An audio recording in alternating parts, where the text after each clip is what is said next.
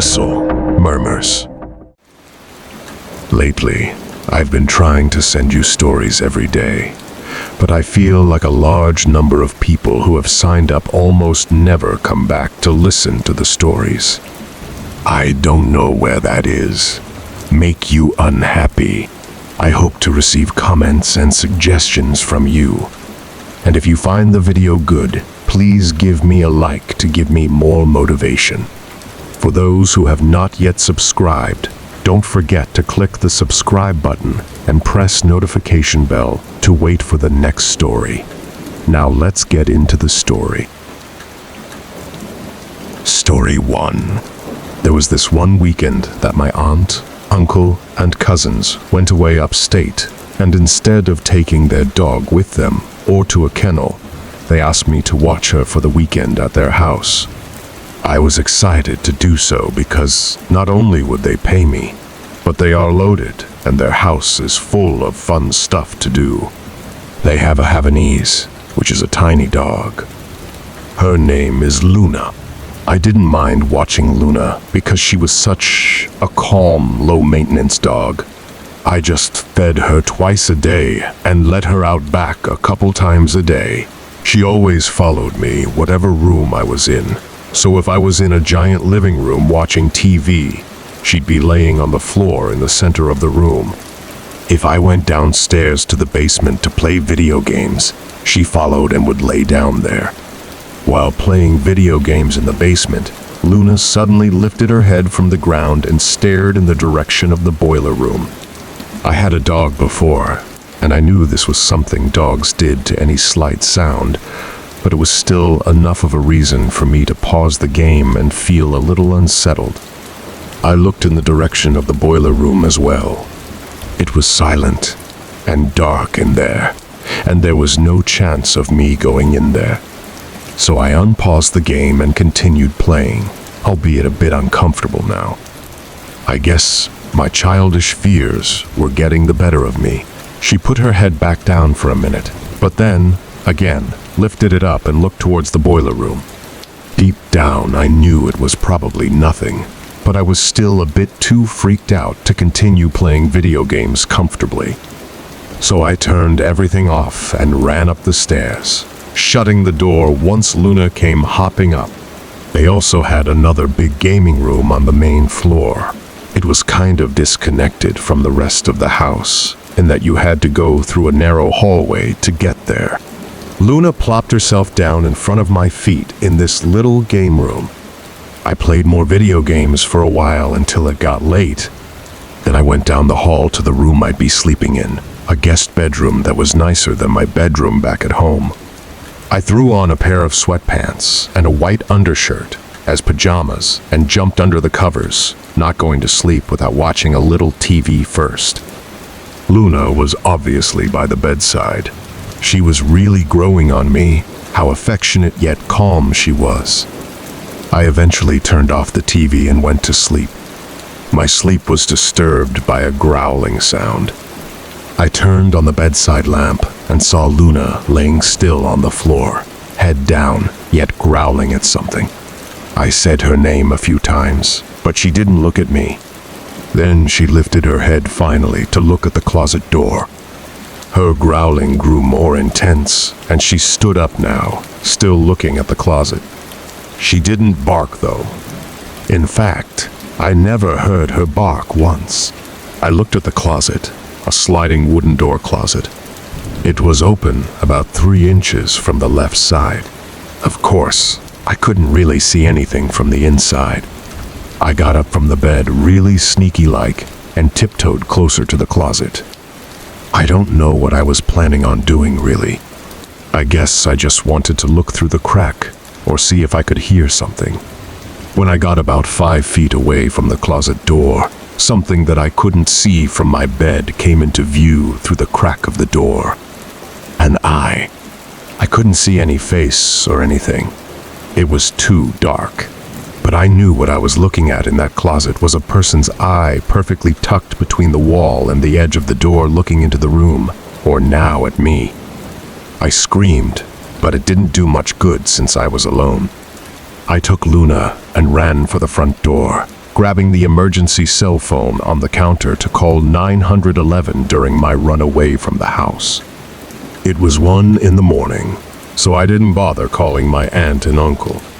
The cops did a thorough sweep and found someone in the pantry closet downstairs. I never saw him, though, because another officer was preoccupying me with conversation to calm me down. I was just relieved to go back inside, knowing I was the only one in the house, besides Luna, of course, who just might have saved my life that night. Story 2. A cold December in Vermont countryside. Home alone for the night, watching my friend's dog Chester doing him a favor. Even though it was unbearably cold outside, I couldn't let his dog out in the yard. We don't have fences up here, so he could easily run into the woods and get lost. That meant, unfortunately, I had to take him for a walk in the cold. My friend gave me an old, dirty, blue-tearing leash to use. Chester seemed excited when I hooked up the leash ring onto his collar ring, and he instantly pulled me towards the front door. I could already tell he'd be a pain in the ass to walk. Stepping out into the cold was a major shock to my body. I just wanted to get through this walk as soon as possible. I ran a little bit with Chester, just to warm myself up. He stopped us to sniff one of the countless trees on the side of the dirt road. I thought for sure he'd do his business, but then he perked up and stared off into the woods. Then, his deep, loud bark started echoing through the woods as he tugged and tried to pull me into the woods. I tried my hardest to hold him back, but the leash snapped at a weak point, and off Chester went into the woods, disappearing in seconds. His barking faded away into the woods until I couldn't hear it anymore. I chased after him, screaming his name. He probably ran off chasing a deer or a small animal or something, but with only the light of my phone, I knew I wouldn't be able to find him. He would have to come back to me on his own. After a while, I stood in place and continuously called Chester's name. I heard footsteps nearby and got excited that Chester must have been coming back. But as the footsteps got louder, I realized they were much too loud, slow, and heavy to be a dog's footprints. They sounded more like a pair of feet making the noise, not 4 legs. I turned out my light, now convinced I was hearing the footsteps of a person. The footsteps seemed to be circling me. My fear was if it was intentional or not, and if I'd been seen or not. I tried my best to tiptoe back to the road. I was covering decent distance, and then the sound of the footsteps just stopped or faded away. I don't remember noticing which one, but because of this, I was more lax with my footsteps and walked a little faster. Little did I realize that the black object I was walking towards was a person's back. I stopped, as it felt like my heart did too. I was covering my mouth, trying not to make a sound, but it was obviously too late. The person definitely heard my footsteps. At this point, I took a chance and asked if they had by some chance seen my dog, but they didn't even turn around. They had their hood on, so I couldn't even gauge what they looked like. I took another chance and put my hand on their shoulder, and once again felt like my heart stopped. The shoulder felt hard and wooden. I walked in front of the body facing the tree, and saw nothing inside of the hood. Nothing but a long stick holding it up. It was some kind of fake dummy. That meant whatever was making those footsteps was still nearby. I didn't care about the noise anymore. I just ran back to the road, and then up the hill and back to the house. I never went back for Chester, and he never came back to the house. Telling my friend was the worst part. He hated me afterwards, and I expected he would, given that we weren't exactly the closest friends to begin with already. That night, though, I had a nightmare that I was in my room, and I heard Chester's barks out in the woods. Like scared, whimpering type barks. I woke up and looked out the window to the dark woods, hoping the barks were real. and I just heard them in my dream. But they weren't. It was silent. I don't know what happened to Chester. I don't know what the dummy was doing in the woods, and I don't know who was making those footsteps that night. Quite frankly, I'm not sure I want to know the answer to any of it. Story 3. I was watching my neighbor's dog for a little extra money one night. She was a creepy neighbor, though not intentionally, but she was kind of old and had an antisocial vibe to her. She was obsessed with her dog, so when she was apparently visiting family or something across the state and couldn't bring the dog, she practically begged me to watch her. But when I agreed for the right price, she literally scolded me about what to do and not to do as far as taking care of her. The dog's name was Hazel. There was a lot of pressure put on me for watching this dog. She insisted I stay at her place instead of taking the dog next door to our place. She had a spare bedroom with a single twin-size bed and a desk in the corner. That was all that was in the room. The dog was small, white, and puffy. I don't exactly know what kind, maybe a bacon fries. It was loud, yappy, and annoying though, and I hated it. I started watching it around 5, and just played on my phone for hours, only feeding the dog once that night. Thankfully, I'd only be doing this for one night. I brought over my Xbox to play games on her TV, but then I realized the TV was so archaic it didn't even have an HDMI port, so I couldn't even hook it up. So I spent most of the day playing games on my phone and listening to Hazel's yapping at every little thing. I did do a little snooping around, of course. I looked into the woman's bedroom since the door was left open, even though she told me not to go in there. The furniture was all archaic in there as well, and there was a big rectangular rug in the middle of the room with Indian-looking patterns. When night came, I went to bed as early as possible, like 9 o'clock. I'm sure Hazel was sleeping in the woman's room.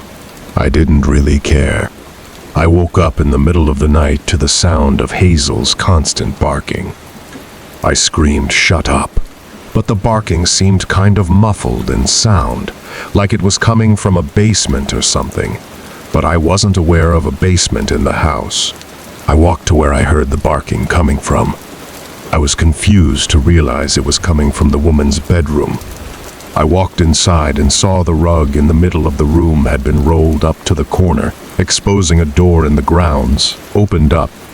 It was pitch black down there, but Hazel's barking was definitely coming from down there. I was scared shitless. Obviously, Hazel didn't open this door, and she was barking at something down there.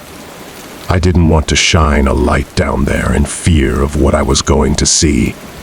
I was about to leave the house and run home, but I couldn't just leave Hazel down there. I whispered her name, and then the barking stopped. I was hoping to see her running up the stairs from the dark abyss any moment, but she didn't. Something did come out of the darkness, though. It was a hand grabbing onto the side of the opening. The hand of a man. I was faced with a fight or flight scenario, and being the little 15-year-old I was, I chose to run for it. I woke my parents and screamed at them what just happened. My dad called the police and reported a break-in next door. The police checked the woman's bedroom as I described. The rug was apparently back in place, and the door was shut. They still went to check it out, and apparently found a big crawl space type area with a bunch of weird things laying around. No sign of a person or Hazel. When the neighbor returned home the next day, my dad confronted her for me. Apparently, she threw a huge tantrum and mentioned something about the demons making noises below her at night. Then she exploded into tears over her dog. Ever since that day, we haven't spoken a single word to her. We hardly ever see her anyway. She never leaves her house. I'm okay with that. It still terrifies me to think of that night, though. Thank you for always supporting the channel and welcoming its videos. Wishing you good health, and remember to subscribe to the channel to achieve 1,000 subscriptions.